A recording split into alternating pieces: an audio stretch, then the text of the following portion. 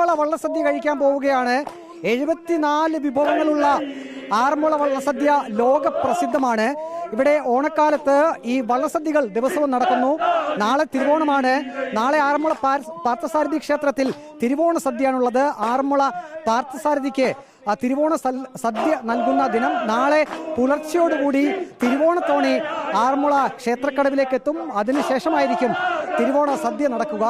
ഇപ്പോൾ ഈ വള്ളസദ്യക്കുള്ള കരക്കാർ ആറന്മുളയിലേക്ക് പള്ളിയോടത്തിൽ എത്തിയ കരക്കാരെ സ്വീകരിച്ചു കഴിഞ്ഞു. അവരിപ്പോൾ ആറന്മുള ക്ഷേത്രത്തിന് 3 വലം വയ്ക്കും. അതിനുശേഷമായിരിക്കും ഈ വള്ളസദ്യ കഴിക്കുന്നതിനായി വഴിപാടുകാർ ഉൾപ്പെടെയുള്ളവർ ഈ സദ്യാലയത്തിലേക്ക് പ്രവേശിക്കുക.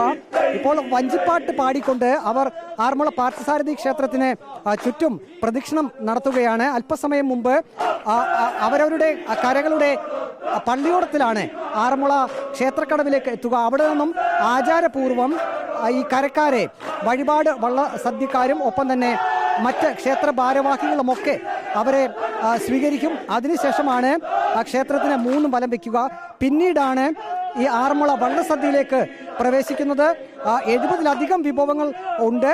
അതോടൊപ്പം തന്നെ 24ഓളം വിഭവങ്ങൾ ഈ വഞ്ചിപ്പാട്ടിന്റെ ഈണത്തിൽ ചൊല്ലി ആളുകൾ ഭക്തർ ചോദിക്കും.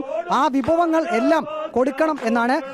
അങ്ങനെ വരുമ്പോൾ മാത്രമാണ് അത് ഈ വഴിപാടുകാരുടെ ഉദ്ദിഷ്ടകാര്യം സാധിക്കുക എന്നാണ് വിശ്വാസം. ഓരോ പ്രാവശ്യവും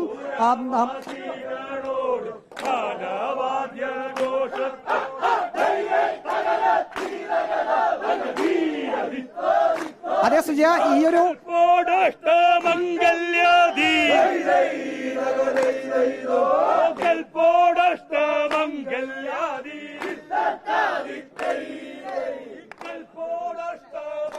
സുജയ, ഇവർ അല്പസമയത്തിനകം ഈ വള്ളസദ്യ കഴിക്കുന്ന ഇടത്തേക്ക് പ്രവേശിക്കും. ഇപ്പോൾ എങ്ങനെയാണ്, ഏത് കരയ്ക്കാണ് ഇപ്പോൾ സ്വീകരണം നൽകിയത്? എങ്ങനെയാണ് ബാക്കിയുള്ള ഈ സ്വീകരണം നൽകിയിരിക്കുന്നത്? ഇടനാട് കരയ്ക്കാണ്. ഇടനാട് പള്ളിയോടത്തിലാണ് സ്വീകരണം നൽകിയിരിക്കുന്നത്. ഇന്ന് വള്ളസദ്യ ഭഗവാന്റെ സന്നിധിയിൽ എത്തിയിരിക്കുകയാണ്. ഞങ്ങളതിന്റെ ഭാഗമായി വള്ളപ്പാട്ട് സ്വീകരിച്ച് ആ ഭക്തരോടൊപ്പം തന്നെ ഞങ്ങൾ നടന്ന് ഭഗവാനെ ചുറ്റി വലം വെച്ചുകൊണ്ടിരിക്കുന്ന കാഴ്ചയാണ് നിങ്ങളിവിടെ കണ്ടുകൊണ്ടിരിക്കുന്നത്.